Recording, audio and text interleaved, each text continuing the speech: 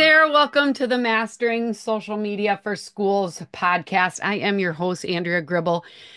Oh my goodness, you got to buckle up, okay? Time, content, some of your biggest struggles could be solved with today's interview. Andriana Tate is out of Irving ISD in Texas, and she developed a no, not a social media influencer, a student influencer program, okay? She's going to dive into it all today as far as how she got it started, how she selects her students, what kind of projects they've worked on, and the types of stories that they're sharing. This is the one thing that you can add capacity to your department, to your storytelling efforts with this type of program. And it's not easy, but it's worth it.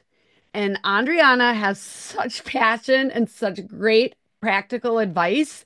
You're going to want to listen to this more than once. And you definitely are going to want to share this with a friend. You have friends, you have connections that deserve to listen to this episode. So make sure that you share this episode with others so that you can take action. The other thing we're going to talk about is a little platform called Nextdoor. Okay. They are utilizing Nextdoor, and we talk about this right away in the interview. You're going to get some ideas on what you could share on that platform. This is a down to earth, take action, lots of resources in the show notes kind of episode. And I'm so glad you're here for it. All right. Before we jump into the episode, I'm going to give you a little K-12 PR tip. So hang on. Here we go. All right, today's K-12 PR tip. We know that social media is about celebrations, right? We want to be celebrating things that are actually happening. Well, it's gearing up. We're turning the page to July, which is usually the new fiscal year, and we're really starting to talk about back to school. So I just want to say that it is okay this time of year to share those back to school registrations, school supply lists, okay? Maybe some information about, back to school events or things like that. Maybe new staff is something different, but I'm just saying, 'tis the season that information actually does really well on social media. You might get a ton of shares. You should always be thinking about how to make it a little more engaging. But definitely this time of year, you should be sharing out those things. Maybe even the calendar, right, for this next fiscal year, making sure people know when winter break is, when spring break is, when school certainly starts. So I'm just giving you permission. It is okay that you start sharing that. And I'm telling you, you probably already had people asking for the back to school like supply list, printouts or whatever. You're going to want to give some great links to that information so people make it's easy to find, and then they can share it as well. So that's my tip for today, back to school stuff.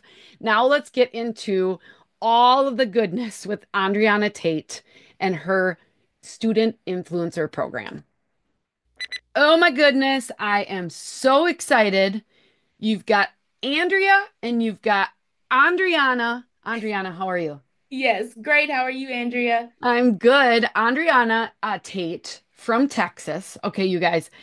First of all, I think your breakout session in at Teespra was late in the afternoon. Okay. Yes, it was. So it was almost like margarita time. But I saw your description of your breakout session. I was like, I have to go to this. And then I was so fired up. As soon as we got done, I'm like, oh my gosh, will you be on my podcast? I'm probably going to have you on as a webinar as well in my membership group. I guess I got to get done gushing. Andriana, welcome to the show. I'd love for you to just start by sharing a little bit of your background and then your role there in Irving ISD there in Texas, okay? Awesome. Well, Andrea, thank you so much for the opportunity. And again, thank you for coming to my session because it was dead last, like on the last day at that. So thank you for coming. So a little bit about me. I hail originally from the great state of Mississippi. And I went to the University of Southern Mississippi where I got my bachelor's in merchandising. And my senior year, I was literally just looking for a job and ended up getting a marketing internship. And my supervisor at the time, Lauren Brescher, I have to give credit to her. She saw something in me that I did not see in myself at the time. And she was like, "You really have a knack for this. I think you would be great working in marketing." And so essentially, I have been working in marketing ever since. And 2 weeks after I graduated college, I was out here in Texas working. And so I have had the privilege of working in various different industries, from food service to network marketing, and for the past 5 years in education, which I love. And so that's just a little bit about my background. And as the digital media and marketing coordinator in Irving ISD, like with most jobs that involve social media, you wear all the hats.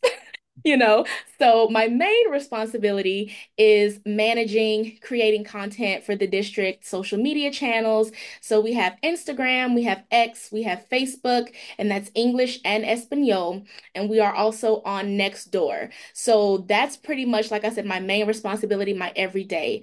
But then other duties that I also perform, crisis communications, like anyone who's in school PR, you know what that looks like. So crisis comms, our team divides and conquers events. So we have about 5 or 6 major events that we have every school year. And so we take turns leading those. So leading events is one.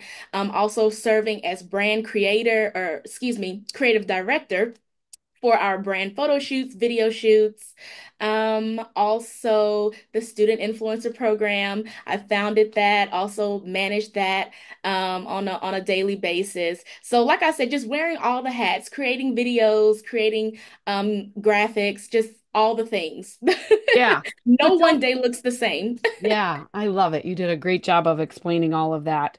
I'm gonna ask a couple follow-up questions too, but tell me a little bit about Irving ISD, the size of your district, and then the size of your department for that's focused on communications and marketing and that. Yes, so there are 31,000 students in Irving ISD. So we have 34 campuses currently. And our team, yes, the marketing communications team, there are 7 of us. Okay. Yes. Awesome. That gives everybody some perspective, and you most know my background. You know, we have 285 kids in our whole school, K through Yes. 12. So that is 31,000 is huge. And then Yes. some of you are like, well, 31,000, that would be nice because you have 80 campuses or whatever you have. Okay, so you said something really interesting. So you do Instagram, Facebook, and X, and then you do English and Spanish. So do you have an English Facebook page and a Spanish Facebook page, or do you blend those together in one page, but you have posts written in both languages? No, so we have a completely separate page. And Okay. so essentially, I'll come up with the content, and then our translator, who is amazing and she works at lightning speed, she translates all of the text and everything that will go on the Espanol page. Okay. So Yeah. do you basically have the approach of anything that's shared on the English page is also shared on the Spanish page and vice versa? Correct. And we Okay. also have the privilege of being highlighted by our local Telemundo station. They are great. And so whenever, they do stories, those are stories that we will specifically share on the Facebook Espanol page. Okay. Yeah. Yes. Okay. Awesome. Okay. And then you also mentioned something. You just threw this in, and I don't even know if we talked about this. You're using Nextdoor.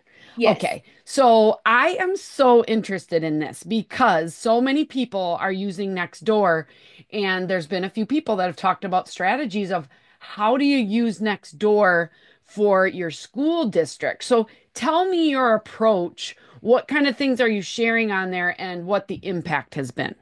Yes. So just being transparent until, before I got to Irving ISD, I was not utilizing Nextdoor at all. I really didn't have an idea of what the platform was like. So it's been just a learning experience for me over the past few years. But I will say that I do not approach Nextdoor like I approach the other social media handles, just because it's different. The audience is completely different, right?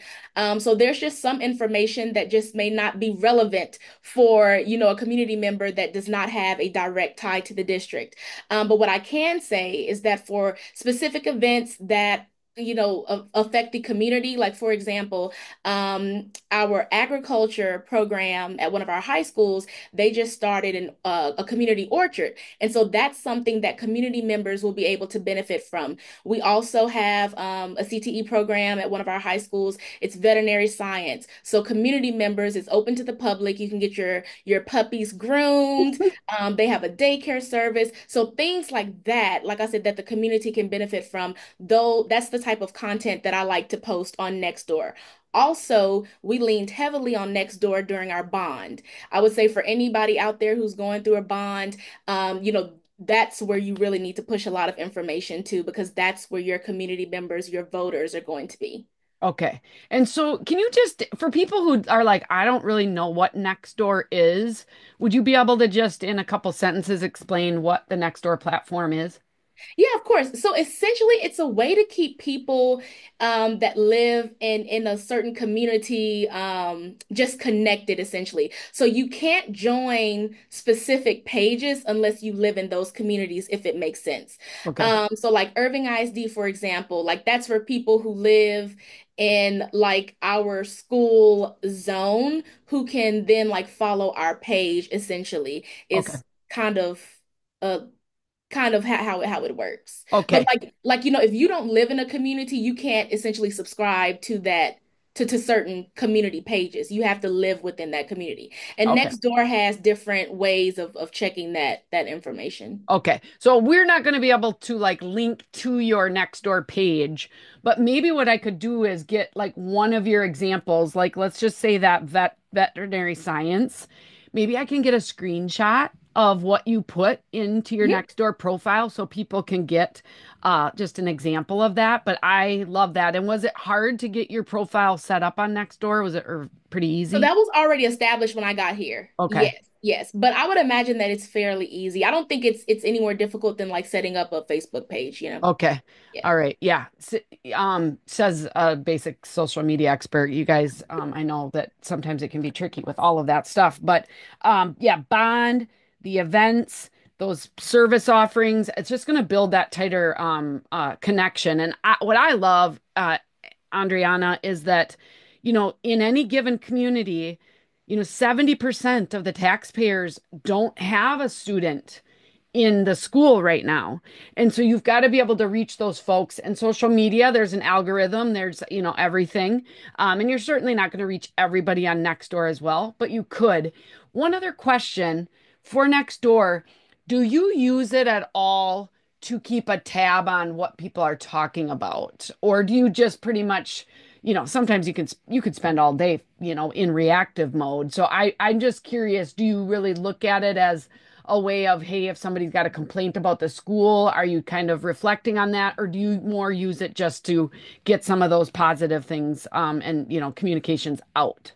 Yeah, so no, we have that approach when it comes to all of our social media platforms, Nextdoor, Facebook, X, and Instagram. We take all of that feedback into consideration. And if there is a question that we can answer, we like to try to also, like I said, stay connected to the users on those platforms as well. I will say that Nextdoor, we don't get that many comments. A lot of times it's just a like.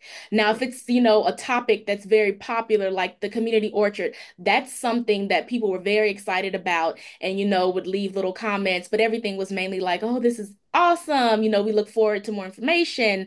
Or with the pet care specifically, people may have questions on how they can book an appointment. So again, just making sure that if people have questions that we're answering those, because that just helps continue to build that connection also. Yeah, that's awesome.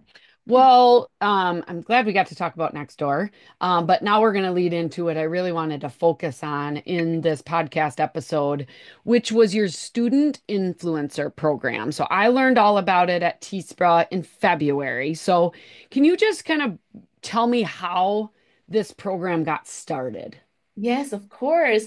So we are in year two. So 2 years ago, I was looking for a way to grow in my role. And luckily, Irving ISD has a program that's open to staff members, and it's called LEAP, which means Leaders Excelling in Advancing Performance. And so I decided to, apply for it. I took a leap of faith, I like to say, and applied for the program. And I was so thankful to have gotten accepted. And so when you're in the program, similar to college, you have a capstone project, which is essentially like your baby for the duration of the school year and your time in the program. And it's supposed to closely align with your current role and also solve a need. And so, one of the main responsibilities of any marketing and communications department is to tell the story of the district. So, who better to tell the story of the district than the main characters that you serve? And that's the students. And so, anytime I talk about the program, that's kind of how I go into it because truly, like, who better to advocate for the district than the students? Who better, those are the ones who are boots on the ground in the campuses who can give an inside look into what it's like being in the campuses.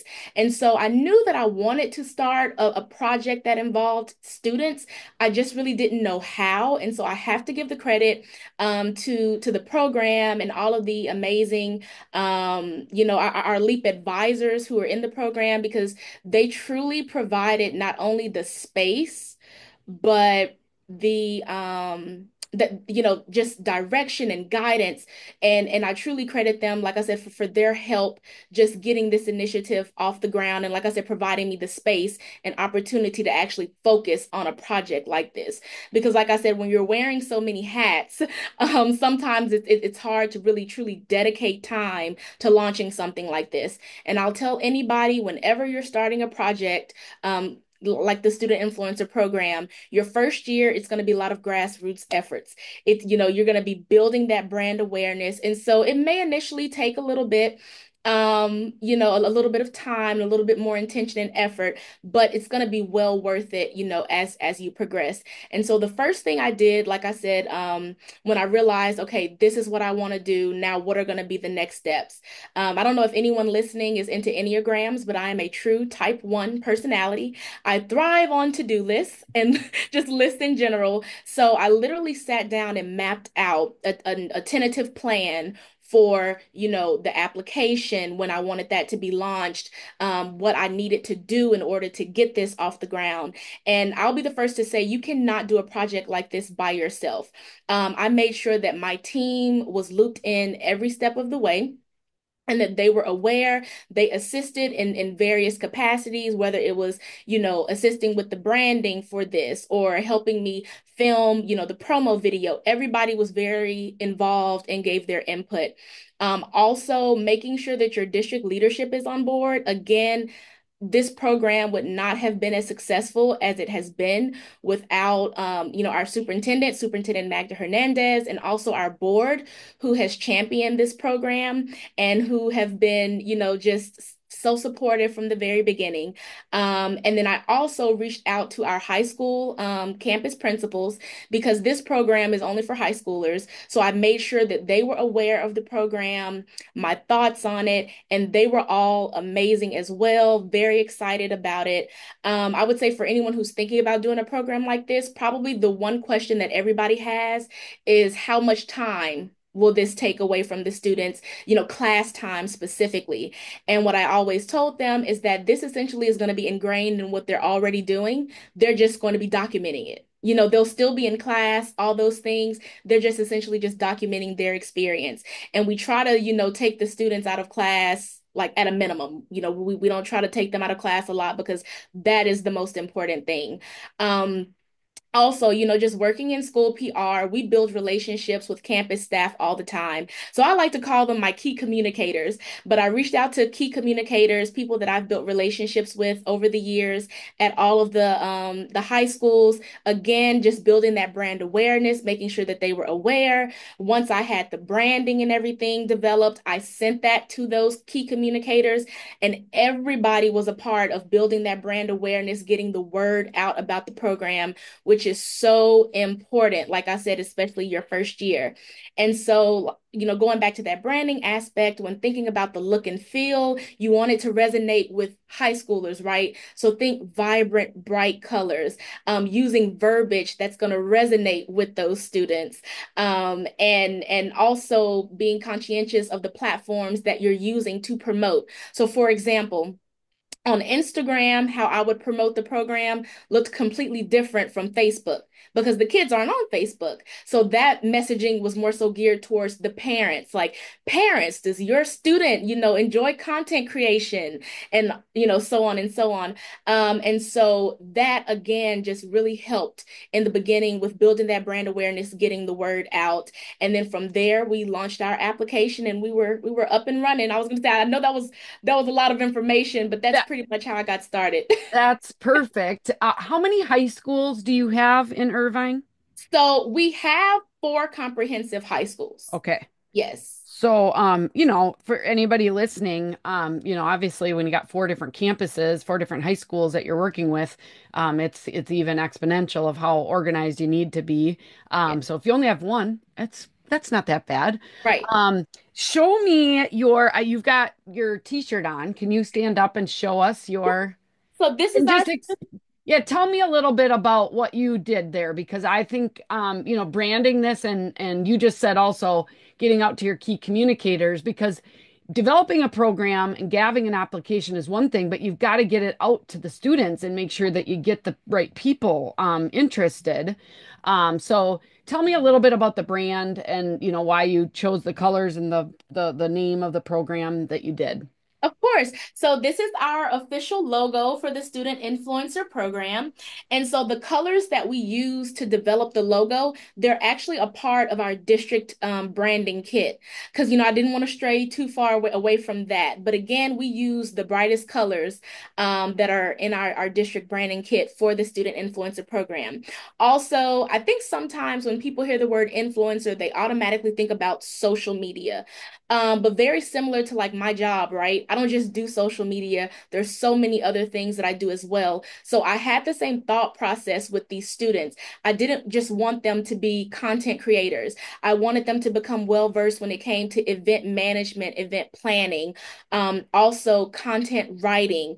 They have written for our district online newsroom, The Insider. So they're getting that experience. Also, starting to slowly get them used to writing scripts and having them come up with concepts for videos and things like that. So those are all things that I feel like are very important. And we're truly fostering the next generation of school PR professionals. That was my idea behind this program. And so, and again, maybe this is like, I had big goals, but I was thinking, I want them to have a global impact. So that's why we have the globe here. And then, of course, the heart, which is like, the like engagement symbol on social media platforms. And I felt like it was very important to also have the year that it was established in the logo as well, just as a nod to the founding class. And so that's kind of how we came up with the logo. I love it. Yes. So, I know my listeners are saying, okay, you had an application. Can we see a copy of that? And you're going to talk about some other things. And I know you shared quite a bit in that presentation. Are you willing to share a few of those resources that I could include in the show notes just for people to reference? Yes, of course. Okay, so we'll get that from you guys. So everybody listening, you're gonna want to listen to this probably a couple times, but then you're gonna want to go to the show notes so that you can see what Andriana shares as far as resources. So how did you, once you had the application out there, how did you select the students, and then what were their kind of responsibilities? Yes. And so I'll include this like in the sample questions. But two things that I feel like are very important is I required two recommendations. So one from a teacher, it didn't have to be a current teacher, and then one from a counselor. So I think that that also gives them a sense of responsibility. And I mean, these are people who are used to giving recommendations because they have to do it for college and things like that, right? And then also a video submission. So the instructions were very brief. It basically is just like detail why you want to be a student influencer, because I wanted to see who was going to take that and run with it. Who's going to be the creative student that comes up with a whole video concept. And I mean, a lot of the submissions that we got were outstanding. And so I sat and I went through every single application. Something else that I feel like is important to note is that you should get the students' personal social media handles. And I went through every application. I looked up every username because you want to make sure that the students are adhering to not only your district's student code of conduct, but also you just want to make sure that they're being socially responsible online.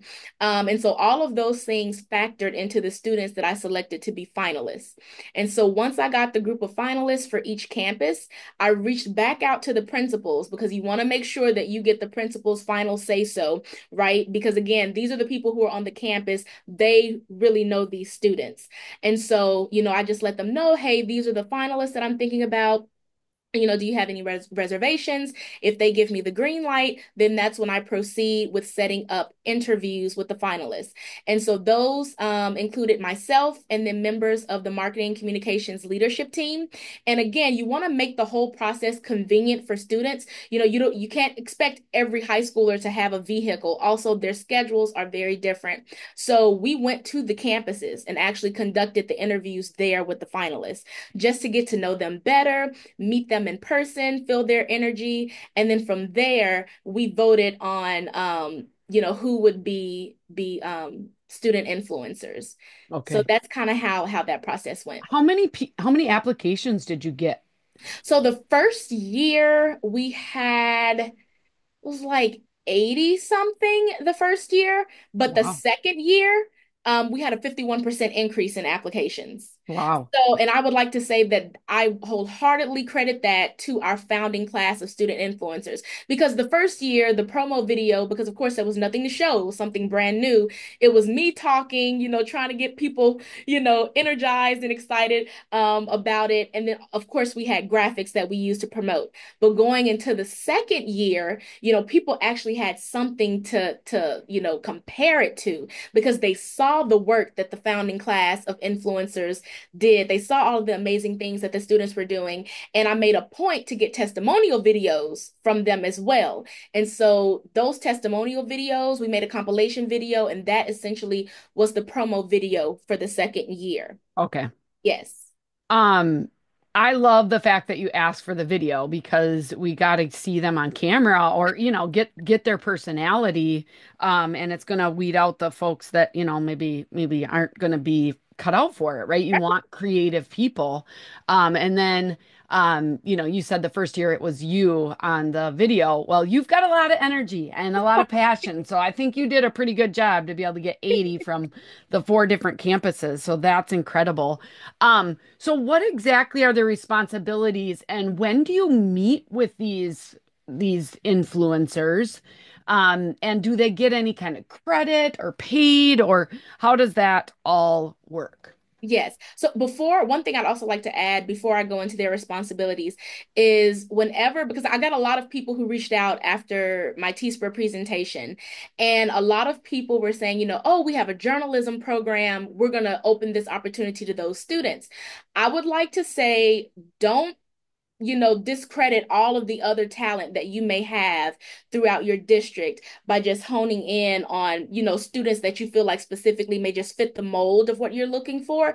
Because think about it, a student could be in another pathway, but that doesn't mean that they won't be great for a program like this. So I always advise people to open it up to the masses. Don't just select like a group of students and just give them that opportunity. Allow everyone a chance. But as far as their responsibilities, again, I wanted to have them be well-rounded in all things marketing and communications. So they create content. A question that I get all the time is also, so do you just give them the password? Absolutely not. Um, so essentially, when I am creating our editorial calendar, I'm also figuring out what pockets or what spaces I have throughout the month that would be good to put some influencer content, in those specific spaces. So for example, In the month of May, we're nearing the end of the school year. This is also Asian American and Pacific Islander month. I have an AAPI influencer, and she was very vocal when we had our retreat earlier in the semester. She was like, "Oh, Miss Tate, I would love to film, some content. I'm going to an AAPI festival, and I'd love to do a reel that we can post online for that." It's also Mental Health Awareness Month. I have another influencer who is going to essentially be documenting, things that she does to protect and safeguard her mental health. So just thinking about things like that are happening, that it would be very important to get, the students' voice. Also, February is National CTE Month. So I have a lot of influencers who are in various CTE programs. So, selecting some of them to actually highlight and showcase what it's like a day in the life, being, in a certain CTE pathway in Irving ISD. So just being creative and thinking outside the box when it comes to the content. So like I said, that's one aspect. Also, when it comes to our large scale events, we incorporate the student influencers in everything. We just had our State of the District event, which was in March, and we're getting ready for our Salute to Service event, which recognizes employees with milestone years of service and those retiring. The students are emceeing. We have students that are capturing content at the event. We have students who serve as ushers, just in various capacities, again, giving them an inside look into what our team is doing. Because a lot of students, much like myself, when I was in high school, I had no idea that there were school districts that had marketing and communications departments. And essentially, the schools are run like businesses. They are a business. And so I can't tell you like how many of the student influencers have said like, I never even knew this existed, because a lot of kids, they're just, they're at their campus and that is their world. So I think it's so powerful to open their eyes to, just new experiences and also into what the district is doing. I also feel like that helps you bridge a gap with the community, because when we first announced that we were doing this initiative online, people were so excited because you're investing in your students. Hmm. Yeah, so and so that's just like I said, just a little bit about their responsibilities. Also, our district has a partnership with Blue Zones, making the city of Irving a blue zone. And so they actually held a wellness focus group with the student influencers just to get again that student perspective and learn, about how they are taking care of their mental and physical health. And that is actually kind of what prompted me to want to have the student influencers do more wellness type of content. And that's something that our superintendent and our board has championed from the very beginning. They always put an emphasis on self-care and taking care of your mental and your physical health. And so I feel like this is a good opportunity for us to incorporate the student influencers and have them also pushing out that content, because that's something that's very important for our kids too. Especially when you're talking about high achieving kids who are involved in multiple activities. Many of them have jobs. You have some who are taking, whether it's AP classes or not, it's hard being a kid too in 2025. And so I just feel like it's really important, since they have that platform, to have them advocate for those things as well. So Yeah. they, like I said, pretty much anything that we do, they're getting exposure to it as well. Okay. And I like, you kind of have 4 or 5 events a year that they really focus on being a part of. What does the training look like? You mentioned a retreat this maybe semester or this spring. So what does the training and your contact with them look like? Yes. So when it comes to content creation specifically, the majority of the student influencers that, I have had the pleasure of working with, they know how to create a reel. You just give them the concept and they take it and run with it and give it back edited. And then I have some who they need a little bit more assistance, and that's totally okay because I love that. And so I will literally go out to the campus and sit with them and craft the reel from start to finish, editing it, doing the voiceover, writing the script. So that's how we handle training in that aspect. We don't have monthly meetings. I'm one of those people that I'm like, if you don't have to, everybody's busy. And so also, the beautiful thing about social media and the work that we do is you can do it from anywhere, just using this. So we have a student influencer group, and I'm in constant communication with the students. If there's a certain project that I have or an idea that I have, I'll just shoot them a text. We try to have, little fun events throughout the year. Like we had a Friendsgiving in November, so that was the first time that everybody was able to come together. Of course, whenever we have our large events, everyone is together then, and then we have a spring retreat. And so that's an opportunity for us to get together, also brainstorm on content for the upcoming school year. And, I don't know about anyone else in their districts, but I know the majority of our events are in the spring semester. Mhm. So we like to have this retreat at the beginning of the spring semester to kind of touch base on the different events, what that looks like, everyone's role. And then also, for Salute to Service, the event that I previously mentioned, which honors our, employees, the first year, the superintendent had the great idea of actually having the student influencers come up with pitches for the theme, and we felt like that was such an amazing idea. So we utilized the retreat to actually give them an opportunity to kind of brainstorm on pitches for that. And it's just always so amazing just to stand back and watch their brains work. I mean, we gave them like 15 minutes, and I mean, in 15 minutes, they came up with like menu options, songs, the theme, and decor, and all of that. And so, we give them a time frame to work on their presentations.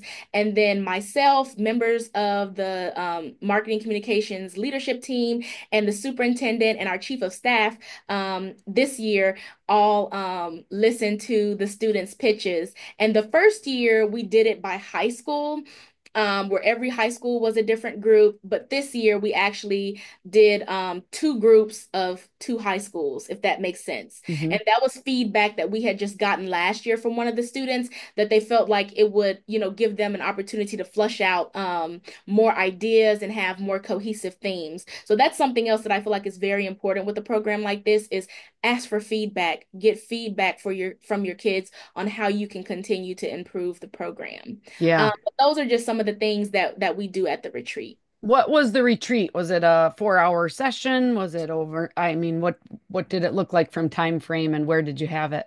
So we had it at the administration building. And again, for the kids, it's like, wow, the administration building, so they would love, for anybody out there who's thinking about doing a program like this, give your kids an opportunity to come and check out your admin building. They'll love it. So both years we had the retreat here, and it's typically I like to try to do it on a day that they have off. Again, I don't want to pull them out of class.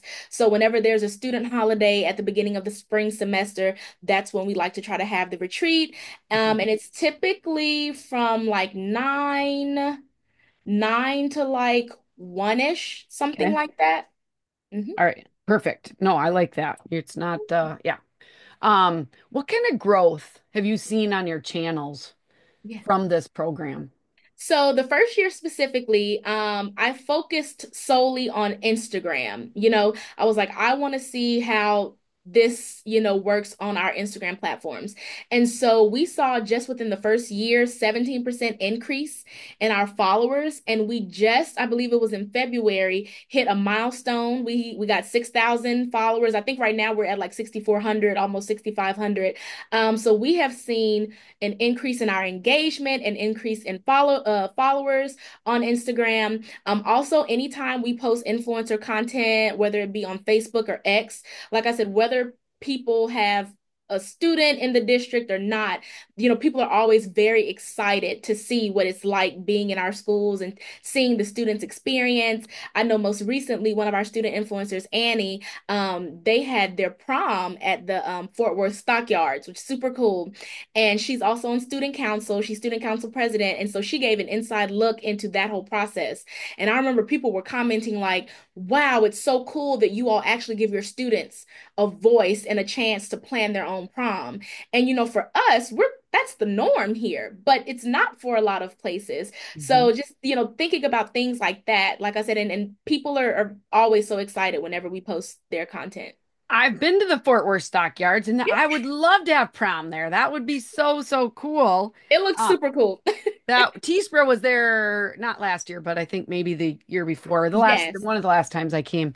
Um, okay, what about so you've got the different high schools and you've got your district pages. So the content that your influencers are creating, and by the way, I love the fact that you do call them influencers and not just social media Mhm. folks because it expands beyond that. And so I'm already planning for our program for next year. And so I'm just so glad we're talking today because I'm getting ready for applications for next year.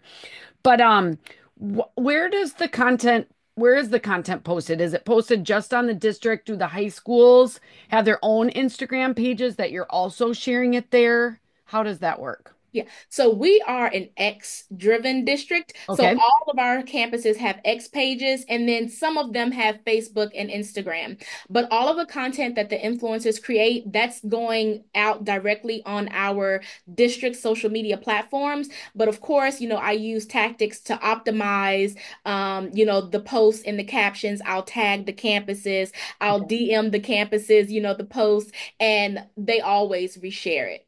Okay. Okay. Awesome. That's really good. What's been one of the best, I guess, stories or reels or, something that has come from your influencers that you've done maybe in the last year that you want to highlight? Oh God, there have been so many good ones. I would say one that probably got the most engagement. Yeah. I don't know if you remember, there was a trend where it was like, like I'm a this, of course I do whatever it is. Yep. And so I love that trend, and I sent it to a group of our student influencers from our founding class. They attend MacArthur High School, and there were three of them at the time. And I said, hey, like I feel like this would be really cool for you all to do, but maybe say, I'm an influencer, of course and then just come up with some creative things to say. And they did that. And I mean, we had, oh my God, it was like in the six digits of like views, and Mhm. people were loving it. And I think like one of the things was like, I'm an influencer. Of course, my screen time is 24 hours, just things like that. And they were walking around campus. It was very creative. They did a fabulous job with it. And then I started noticing that other student organizations across the district started doing that same trend. Mhm. So that's probably one, like I said, that got the most engagement. But they also, because going into the second year, the first year, the founding class, they spent a lot of time sharing their story. But going into the second year, I wanted them to also share the stories of other people in the district. Yeah. And so two, or one I know that comes to mind that was very impactful was we have one student, Raquel. She attends Irving High School and she is on the dance team. And she reached out to me because she has such a bubbly personality, very bright personality. And she was like, I would love to do like a fun Q&A with our exchange student. I didn't even know that they had an exchange student on the team. And the young lady is from Spain. She's staying with a host family here.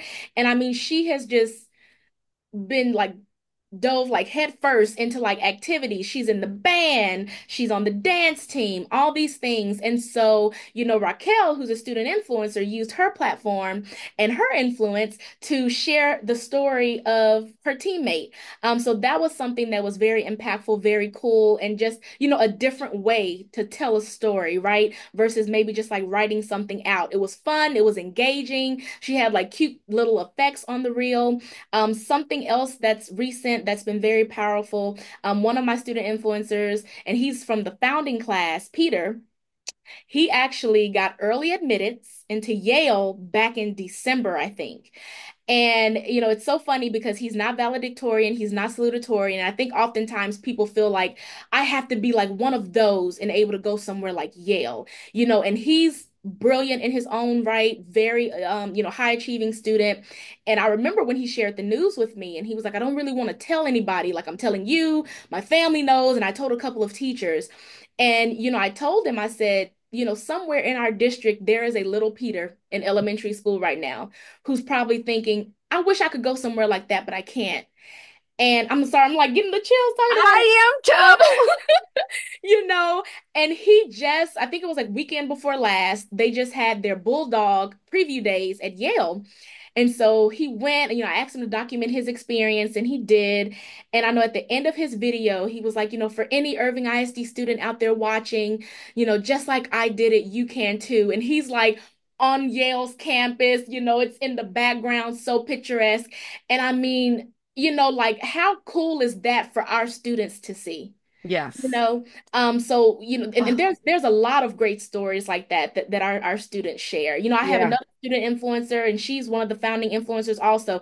She is graduating a year early, Okay. and just amazing. And they all have amazing stories like that.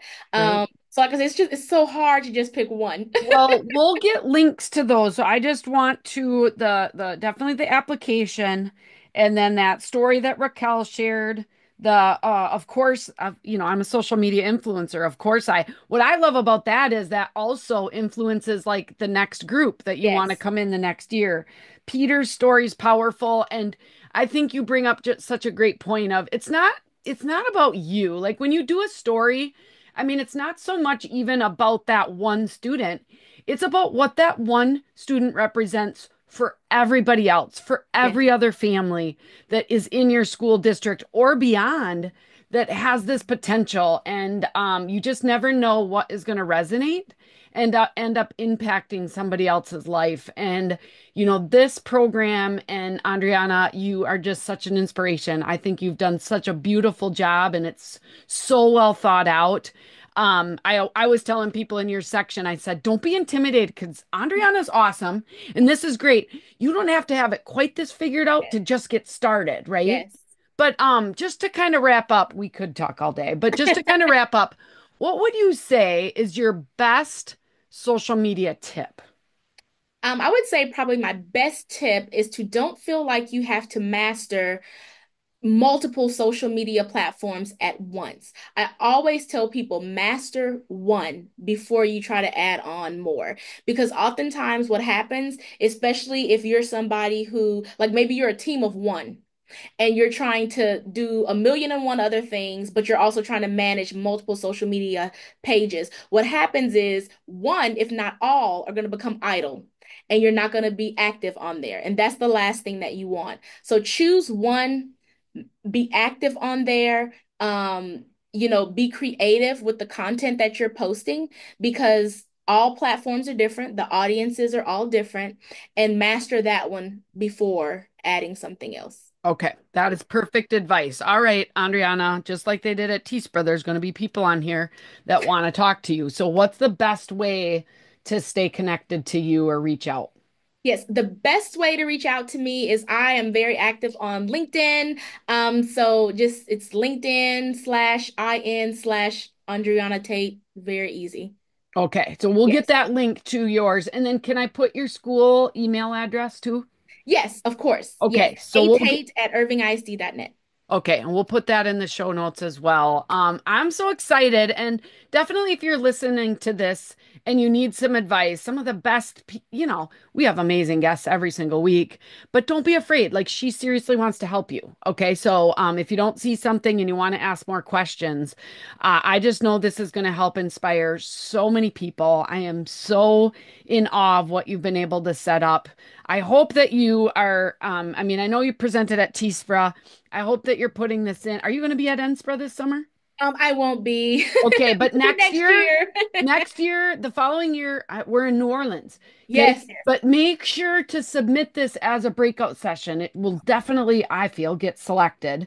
But I'm really encouraged. And you guys, if you end up taking action after this, please reach back out and let us know. Like, let me know, let Andriana know, because this is what it's about. We tell each other because we can all lift each other up and we can influence these students in a positive way. Yes, it takes time, but in the long run, it makes your job easier if you can build this storyteller. So I'm sure now going into year three, it's going to be even easier for you, Andriana. I'm sure you have some continuity of your influencers from year to year. Is that right? Yes. And like I said, in the founding class, so those who did not graduate, they all wanted to be influencers again in the second year. And so I was able to transfer them on. Now this year I'm losing 10. I have 14 kids now, and 10 of them are graduating. Okay. But like the one who is from the founding class, she'll still be an influencer next year. So we keep them on. Okay, Yeah. awesome. Well, I am so excited. Again, we'll also link with your application. Let's just link your logo. Make sure that that's visible for everybody so they can see that for some inspiration. Thank you so much for sharing with us today. Of course, and thank you so much for having me and for this amazing opportunity. Yeah, and if you love this interview, please share it with other people. Like they deserve to hear this, and more people need to meet Andriana. And I'm so glad that I went to that late afternoon session. And everybody in that room was excited to be there. So I'm glad we finally got the podcast recorded. You guys, you've got awesome stories to tell. Yes, it's summertime right now, and you're listening to this. You should be taking a break, but we should also just be thinking about what we can do for this next school year. So we'll see you back here next week with another great episode. Bye bye.